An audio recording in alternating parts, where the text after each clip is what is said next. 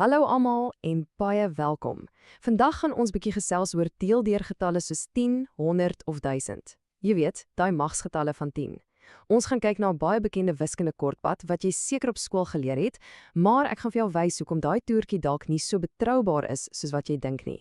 So die groot vraag, is hierdie gewilde wiskunde toertjie wat ons almal geleer is, eintlik 'n leuen? Kom ons spring dadelik in. Ons begin by daai bekende kortpad verdeling. Ja, daai een waar jy net die nulle uitkanselleer. Dit voel mos so lekker vinnig en maklik, né? Maar die vraag is dit altyd reg?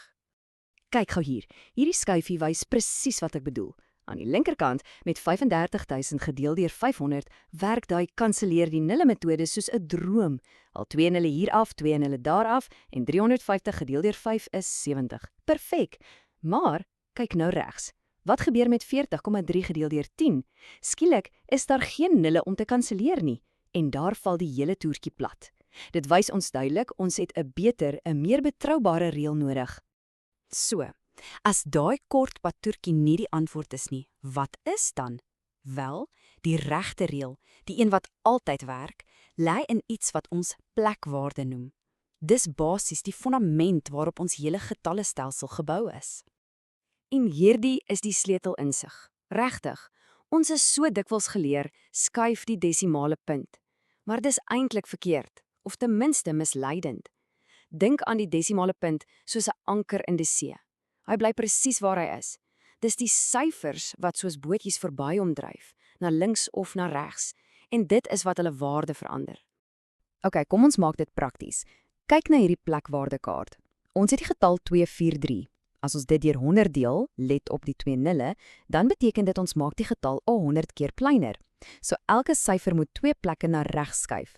Daai 2 in die honderde kolom, hy skuif 2 plekke oor en word 'n 2 in die ene kolom. Die 4 in die tienes skuif na die tiendes en die 3 van die ene na die honderdstes. Sien jy? 2.43. En dit werk presies dieselfde as ons deur 1000 deel. 1000 het 3 nulle, so wat doen ons? Jy het dit reg geraai, ons skuif elke syfer 3 plekke na regs. Die 2, die 4 en die 3 skuif almal 3 kolomme oor. Nou het ons 'n leesbasie in die ene kolom, so ons moet 'n 0 daarin sit as 'n plekhouer. En so kry ons 0,243. Sien, dis 'n sisteem, dis nie 'n tweertjie nie. En dit, mense, is die groot geheim. Hierdie syferskuifmetode is nie 'n foefie nie. Dit is die regte wiskunde wat agter die skerms gebeur en daarom werk dit elke liewe keer, selfs met die moeiliker somme. OK, so wat van groter getalle soos 16000 gedeel deur 400? Wel, ons kan dit makliker maak. Stap 1. Ons breek daai deler 400 op in sy dele. Dit is mos 100 maal 4, reg? Stap 2. Nou deel ons eers deur die mag van 10. So, 16000 gedeel deur 100, onthou die reëls, skuif die syfers 2 plekke na regs en ons kry 160. Laaste stap, nou vat ons daai 160 en deel dit deur die oorblywende 4. En die antwoord is 40. Sien, baie makliker as om met 400 te probeer deel. Goed, maar hier's 'n interessante vraag. Wat gebeur as die getal wat jy deel kleiner is as die deler? Soos, wat as jy 52 deur 100 wil deel?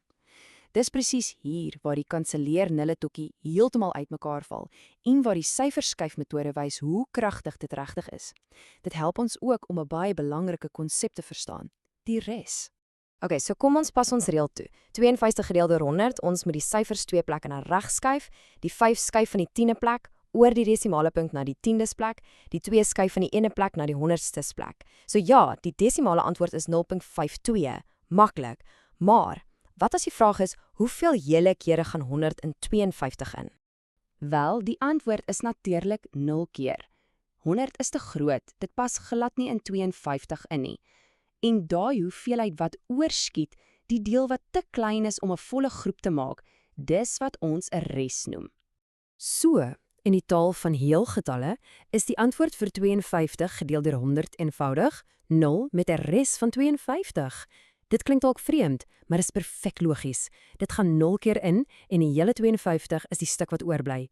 Die syferskuifmetode het ons gehelp om by die desimale antwoord uit te kom en dit help ons verstaan hoekom die res 52 is. Goed, So jy dink dalk, dis alles goed en wel, maar wanneer op aarde gaan ek dit gebruik? Wel, die snaakse ding is, jy gebruik hierdie wiskunde waarskynlik heeltyd sonder om eers daaroor te dink. Kom ons kyk na 'n paar doodgewone voorbeelde. Kyk hierna. As 100 studente R283 moet deel, dis 283 gedeel deur 100, skuif die syfers 2 plekke en elkeen kry R283. As jy 5000 milliliter water na liter moet omskakel vir 'n resep, dis 5000 gedeel deur 1000, skuif die syfers 3 plekke en jy het 5 liter. Selfs wanneer jy speelgoed in bokse van 10 pak, 4923 gedeel deur 10, wel, dis 492 vol bokse met daai 3 wat oorbly. Dis jou res. Sien, dis oral. So, nou dat jy die reël ken wat altyd werk, nie net die toertjie nie, laat dit 'n mens wonder nie. Watter ander wiskunde kortpaaie wat ons geleer het, is dalk nie die volle waarheid nie. Die volgende keer as iemand vir jou 'n maklike toertjie wys, vra jouself af, help dit my om te verstaan hoekom dit werk? Of is dit net 'n manier om die regte interessante wiskunde weg te steek? Want om regtig te verstaan, is altyd beter as enige kortpad.